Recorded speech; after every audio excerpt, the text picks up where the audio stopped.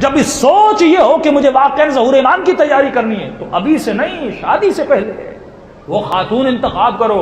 امام علی کی زندگی میں خیبر و خندق تو سنا، لیکن حضرت عباس کی یہ واقعہ کتنی بار آپ نے سنا جب عقیل کو بھیجا کہ عقیل ایسی خاتون کا قبیلے کو دیکھنا، اس کی غیرت کو دیکھنا، ان کے خواتین کی نجابت کو دیکھنا، جب ایسے قبیلے میں ایسی بیٹی پیدا ہوگی پھر اسی عورت اور اس خاتون کے پیٹ سے جناب عباس پیدا ہو گئے۔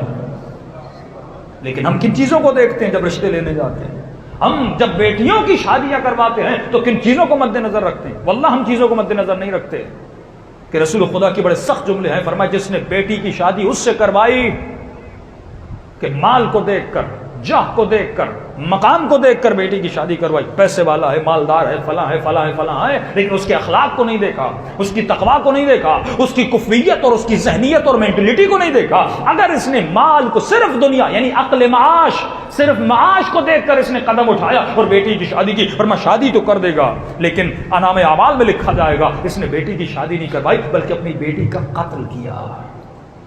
قتل روح، قتل کردار۔ ہم جانتے ہیں ایسے لوگوں کو، نیک خواتین، لیکن مال کی وجہ سے باپ نے شادی کروائی، بھائی نے شادی کروائی، وہ خواتین اجزار و قطار ہوتی، مولانا میرے بیٹوں کی تربیت خراب ہو گئی، یہ بیٹے حسینی نہیں بن سکتے جب اس گھر میں پیدا ہوتے ہیں۔ تو ہمارے وجود میں ذہنیت کیا ہے؟